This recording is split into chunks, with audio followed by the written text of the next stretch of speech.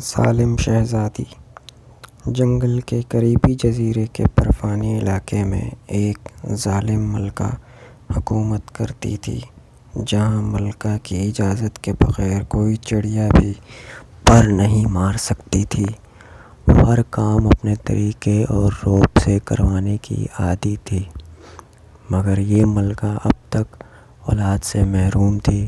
یہ شاید اس کی بد نصیبی تھی یا پھر رعایا کی بد دعا کہ ملکہ اتنے عرصے تک صاحب اولاد نہ ہو سکی۔ پھر ایک روز ایسی انہونی ہوئی کہ کسی کو اس پر یقین نہ آیا۔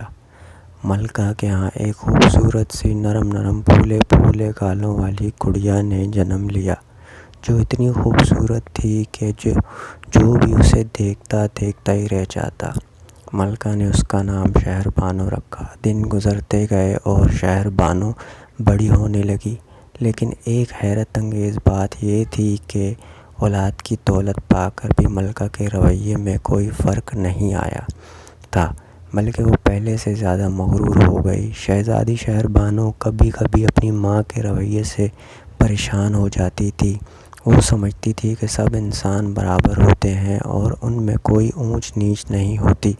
رعایا بھی اپنی شہزادی شہر بانو سے بہت پیار کرتی تھی۔ ایک روز شہزادی نے اپنی ظالم ماں کو سبق سکھانے کا سوچا اور پھر اس نے برفانی جزیرے میں برف کا مصنوعی طوفان پیدا کرنے کا فیصلہ کیا تاکہ ملکہ تمام چیزوں سے محروم ہو جائے اور اس میں بھی محرومی کا احساس پیدا ہو۔ اگلے روز ملکہ اپنے وزیر کی کسی غلطی پر گرج رہی تھی کہ محل کا دربان پریشانی کے عالم میں ملکہ کو طوفان کی خبر دینے پہنچا۔ یہ سن کر وہ سخت پریشان ہو گئی۔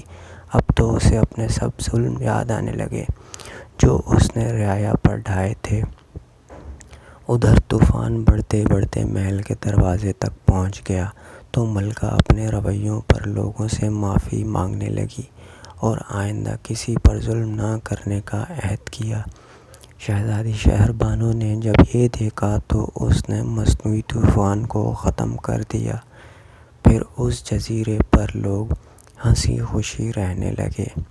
کہتے ہیں وہاں برف کی منجمد زندگی بھی خوشحال دکھائی دیتی ہے اور ہر تنگی میں بھی آسانی نظر آتی ہے۔